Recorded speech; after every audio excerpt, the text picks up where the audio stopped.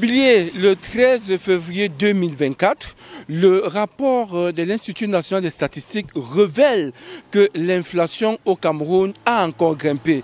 Une inflation qui est naturellement due à l'augmentation du prix du carburant de l'ordre de 15%.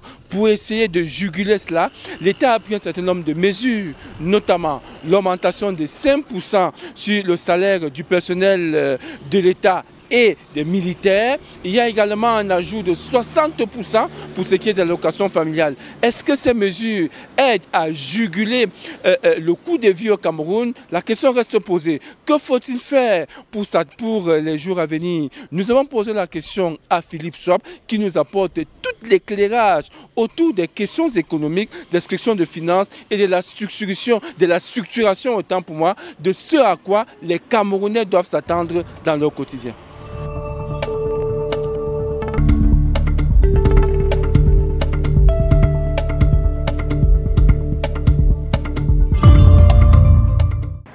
Comme le président l'a annoncé, c'est une mesure qui ne devrait pas beaucoup surprendre parce que le Cameroun, depuis mai 2019, n'étant plus un pays producteur de produits raffinés du cause de l'arrêt des activités de la Sonara, dépend essentiellement pour alimenter son marché de la conjoncture internationale.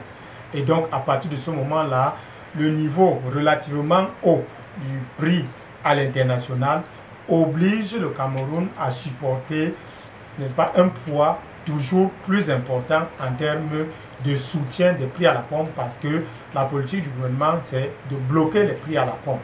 Si d'aventure, vous ajoutez à cela que la conjoncture internationale qui fait en sorte que les prix des produits alimentaires sont en hausse, que nous avons une crise sécuritaire au nord-ouest et au sud-ouest qui agrège à peu près 20 à 25% des devises que le Cameroun produit.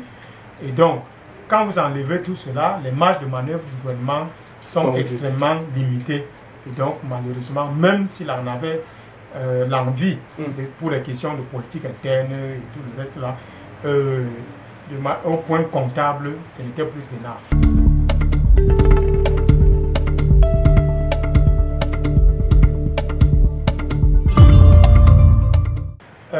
Simplement, on va dire quoi? Je veux dire que le gouvernement fait ce qui est à son niveau. Et il se trouve simplement que ses marges de manœuvre sont extrêmement limitées. Qu'on se comprenne bien. Alors, pour 2022, le gouvernement, la masse salariale représente déjà 35% des recettes fiscales. La dette extérieure représente plus de 22% du budget.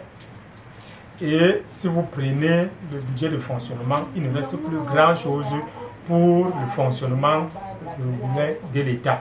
Donc le gouvernement se trouve limité dans sa capacité d'agir en termes de politique budgétaire. Donc il ne peut pas relever au-delà de 5%. J'ai même envie de dire que même les 5%, c'est une logique contre les règles de la comptabilité. C'est simplement que le président n'aurait pas relevé les prix du carburant sans donner quelque chose, n'est-ce pas, aux travailleurs. Mais si vous vous en tenez simplement aux règles de gestion des finances publiques, il n'y a plus de marge de manœuvre.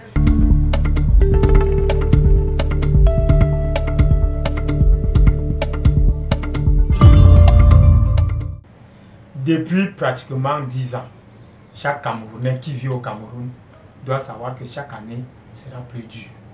Il n'y aura pas plus d'électricité parce qu'un barrage, il faut à peu près 5 ans pour le construire. On n'aura pas plus d'eau pour tout le monde. On n'aura pas plus de routes. On n'aura pas plus, on n'aura pas plus. Donc ce qui reste maintenant à chacun, c'est d'être un peu sage. Les études économétriques ont montré que les Camerounais vivent au-dessus de leurs moyens. Ils n'aiment pas qu'on le leur dise, mais c'est la vérité. C'est-à-dire qu'il faut être réaliste. Vous gagnez 100 000, votre loyer ne doit pas dépasser 30%. L'alimentation, c'est 35%, maximum 40%, pas plus. Si ça demande que vous mangez la banane malaxée chaque jour, mangez la banane, ça ne tue pas, ça ne rend pas malade.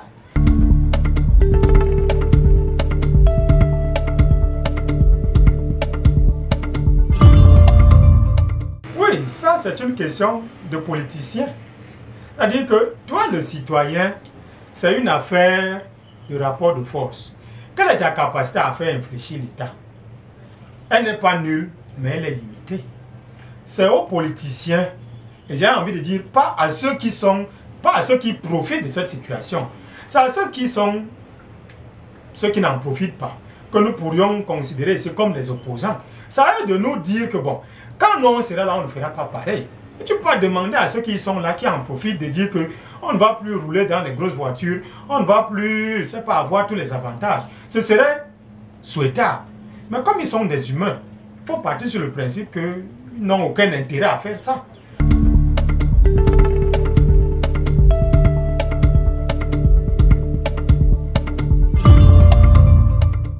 En termes de réponse à la vie chère, le premier palier, ce n'est même pas l'État central, c'est les collectivités, les communes. Parce que votre marché, c'est au niveau, c'est-à-dire qu'il y a 50% du coût de ce que vous consommez là, pour nous ici, c'est au niveau de la commune que ça doit se régler.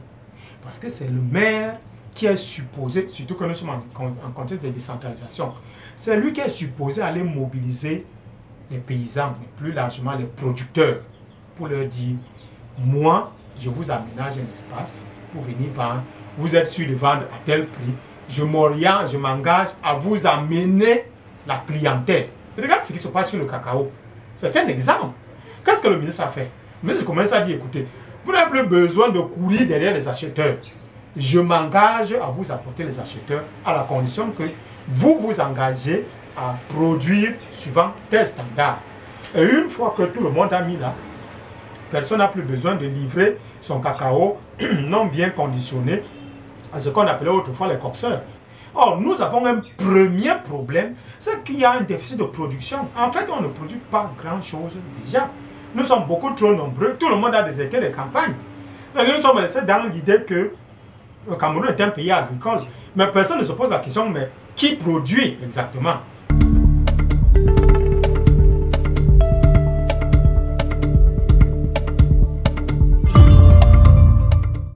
C'est depuis 2006 que le gouvernement s'est engagé à aligner les prix du carburant à la pompe sur les cours du marché international.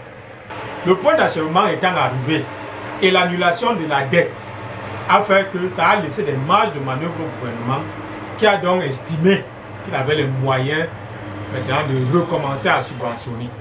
Les émeutes de 2008 sont venus mettre un coup d'arrêt à cet engagement. Parce que les émeutes de 2008 arrivent parce que le gouvernement a augmenté les prix à la pompe de 15%, de 15 francs.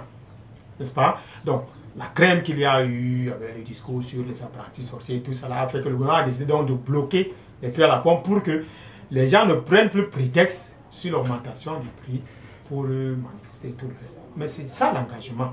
Aligner les prix à la pompe sur le cours international. Maintenant, le prix augmente pour des raisons qui ne dépendent pas du Cameroun. Pourquoi? Parce que le pétrole que nous utilisons, c'est un pétrole importé.